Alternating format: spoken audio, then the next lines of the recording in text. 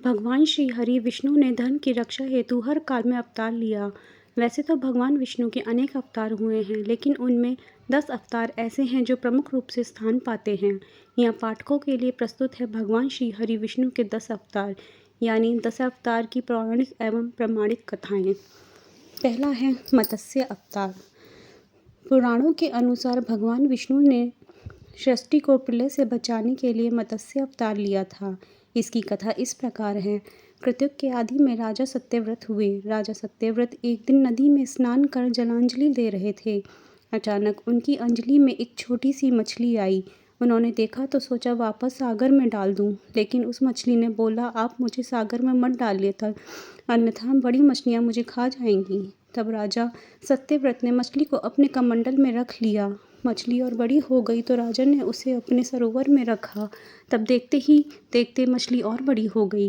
राजा को समझ आ गया कि यह कोई साधारण जीव नहीं है। राजा ने मछली से वास्तविक स्वरूप में आने की प्रार्थना की। राजा की प्रार्थना सुन साक्षात 4 भुजाधारी भगवान विष्णु प्रकट हुए गए। उन्होंने कहा कि ये मेरा मत्स्य अवतार है।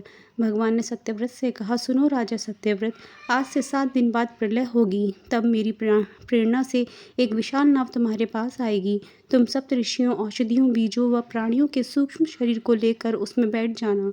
जब तुम्हारी नाव डगमाने लगेगी तब मैं मत्स्य के रूप में तुम्हारे पास आऊँगा।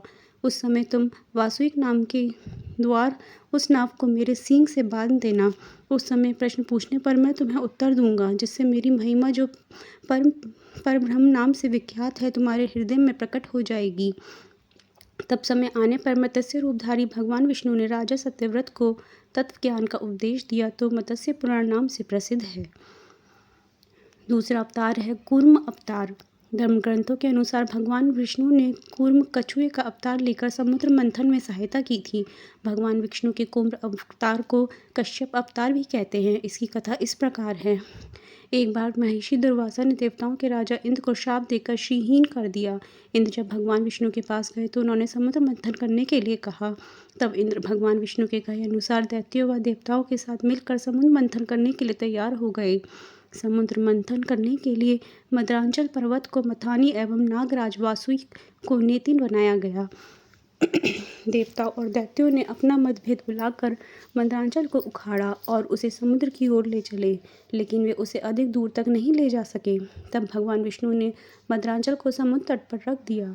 देवता और दैत्यों ने मद्रांचल को समुद्र में डालकर नागराज वासुकी को नेति बनाया, किंतु मद्रांचल के नीचे कोई आधार नहीं होने के कारण वह समुद्र में डूबने लगा। ये देखकर भगवान विष्णु विशाल कुंभ का रूप धारण कर समुद्र में मद्रांचल के आधार बन गए। भगवान कुंभ की विशाल पीठ पर मद्रांचल तेजी से घूमने लगा और इस प्रकार समुद्र मंथन संपन्न हुआ। विष्णु जी का तीसरा अवतार है वराह अवतार। धर्म ग्रंथों के अनुसार भगवान विष्णु ने दूसरा अवतार वराह रूप में लिया था। वराह अवतार से जुड़ी कथा इस प्रकार है। पुरातन समय में दैत्य हिरण्याक्ष ने जब पृथ्वी को ले जाकर समुद्र में छिपा लिया, तब ब्रह्मा की नाक से भगवान विष्णु वराह रूप में प्रकट हुए। भगवान विष्णु के इस रूप को देखकर सभी देवताओं व ऋषि मुनियों ने उनकी स्तुति की। सबके आग्रह पर भगवान वराह ने पृथ्वी को ढूंढना प्रारंभ किया। अपनी नथुनी थूथनी की सहायता से उन्होंने पृथ्वी का पता लगा लिया और समुद्र के अंदर जाकर अपने दांतों पर रख कर वे पृथ्वी को बाहर ले आए। जब हिरण्याक्ष दैत्य ने यह देखा तो उसने भगवान विष्णु के वराह रूप को युद्ध के लिए ललकारा। दोनों में भीषण युद्ध हुआ। अंत में भगवान वराह ने हिरण्याक्ष का वध कर दिया। इसके बाद भगवान वराह ने अपने खुरों से जल को स्तंभित कर उस पर पृथ्वी को स्थापित कर दिया। भगवान विष्णु का चौथा अवतार है भगवान नरसिंह। भगवान विष्णु ने नरसिंह अवतार लेकर दैत्यों के राजा हिरण्यकशिपु का वध किया था। इस अवतार की कथा इस प्रकार है। धर्म ग्रंथों के अनुसार दैत्यों का राजा हिरण्यकशिपु स्वयं को भगवान से भी अधिक बलवान मानता था। उसे मनुष्य, देवता, पक्षी, पक्षु, न दिन में न रात में, न धरती पर, न आकाश में, न अस्त्र से, न शस्त्र से मारने का वरदान प्राप्त था। उसके राज में जो भी भगवान विष्णु की पूजा करता था उसको दंड दिया जाता था।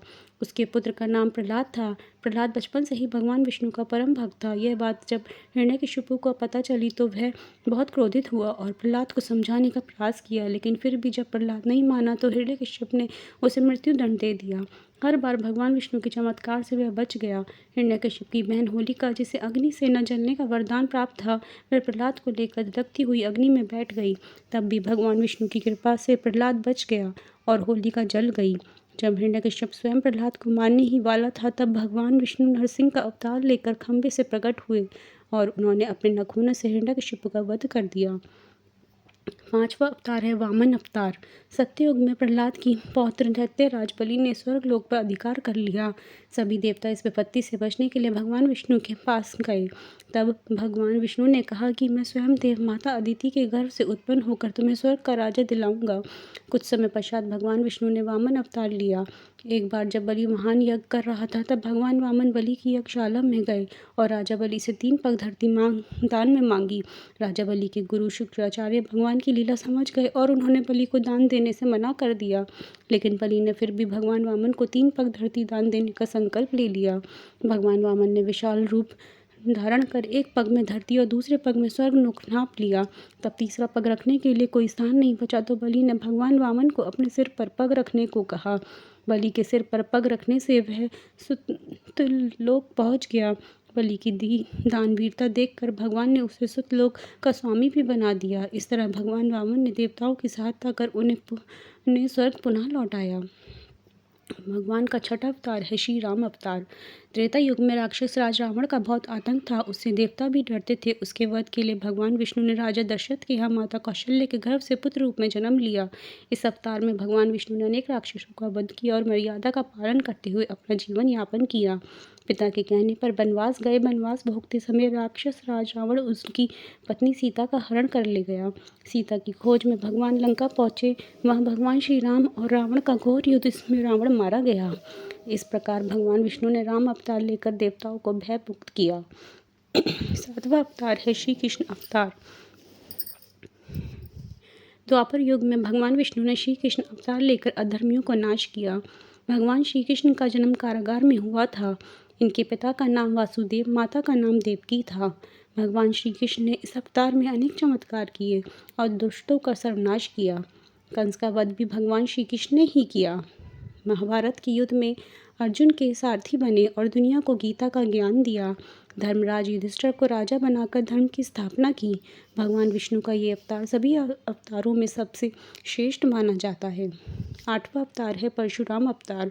हिंदू धर्म ग्रंथों के अनुसार परशुराम भगवान विष्णु के प्रमुख अवतारों में से एक थे। भगवान परशुराम के जन्म के संबंध में 2 कथाएं प्रचलित हैं। हरिवंश पुराण के अनुसार उन्हीं में से एक कथा इस प्रकार है। प्राचीन समय में महिष्मती नगरी पर शक्तिशाली हेमवंशी क्षत्रिय कार्तवीर्य अर्जुन का शासन था। वह बहुत अभिमानी था और अत्याचारी भी। एक बार अग्निदेव ने उससे भोजन कराने का आग्रह किया। तब सहस्त्रबाहु ने घमंड में आकर कहा कि आप जहाँ भी से चाहें भोजन प्राप्त कर सकते हैं, सभी और मेरा ही राज है। तब अग्निदेव ने वनों को जलाना शुरू कर दिया।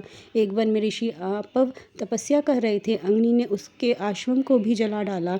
इससे क्रोधित होकर ऋषि ने सहस्त्रबाहु को श्राप दिया कि भगवान विष्णु परशुराम के रूप में जन्म लेंगे और न सिर्फ सहस्त्रबाहु का ही नहीं बल्कि समस्त क्षत्रियों का सर्वनाश करेंगे। इस प्रकार भगवान विष्णु ने भार्गव कुल में महर्षि जमदग्नि के 5वें पुत्र के रूप में जन्म लिया। बुद्ध अवतार। धर्म ग्रंथों के अनुसार बौद्ध धर्म के प्रवर्तक गौतम बुद्ध भी भगवान विष्णु के ही 9वें अवतार माने जाते हैं, परंतु पुराणों में वर्णित भगवान बुद्ध देव का जन्म गया के समीप कीकट में हुआ बताया जाता है और उनके पिता का नाम अजन बताया गया है। यह प्रसंग पुराण वर्णित बुद्धावतार का ही है। एक समय दैत्यों की शक्ति बहुत बढ़ गई। देवता भी उनके भय से भागने लगे। राज्य की कामना से दैत्यों ने देवराज इंद्र से पूछा कि हमारा साम्राज्य स्थिर रहे, इसका क्या उपाय है। तब इंद्र ने शुद्ध भाव से बताया कि सुस्थिर शासन के लिए यज्ञ एवं वेद विहित आचरण आवश्यक है। तब दैत्य वैदिक आचरण एवं महायज्ञ करने लगे, जिससे उनकी शक्ति और बढ़ने लगी। तब सभी देवता भगवान विष्णु के पास गए। तब भगवान विष्णु ने देवताओं के हित के लिए बुद्ध का रूप धारण किया। उनके हाथ में मार्जनी थी और वे मार्ग को बुहारते हुए चलते थे। इस प्रकार भगवान बुद्ध दैत्यों के पास पहुँचे और उन्हें उपदेश दिया कि यज्ञ करना पाप है। यज्ञ से जीव हिंसा होती है। यज्ञ की अग्नि से कितने ही प्राणी भस्म हो जाते हैं। भगवान बुद्ध के उपदेश से दैत्य प्रभावित हुए। उन्होंने यज्ञ व वैदिक आचरण करना छोड़ दिया। इसके कारण उनकी शक्ति कम हो गई और देवताओं ने उन पर हमला कर अपना राज्य पुनः प्राप्त कर लिया। भगवान के 10वें अवतार कल्कि अवतार माना जाता है। धर्म ग्रंथों के अनुसार भगवान विष्णु कलयुग में कल्कि रूप में अवतार लेंगे। कल्कि अवतार कलयुग व सतयुग के संधिकाल में होगा। यह अवतार 64 कलाओं से युक्त होगा। पुराणों के अनुसार उत्तर प्रदेश के मुरादाबाद जिले के शंबल नामक स्थान पर विष्णु यशन नामक तपस्वी ब्राह्मण के घर भगवान कल्कि पुत्र रूप में जन्म लेंगे। कल्कि देवदत्त नामक घोड़े पर सवार होकर संसार से पापियों का विनाश करेंगे और धर्म की पुनः स्थापना करेंगे। तब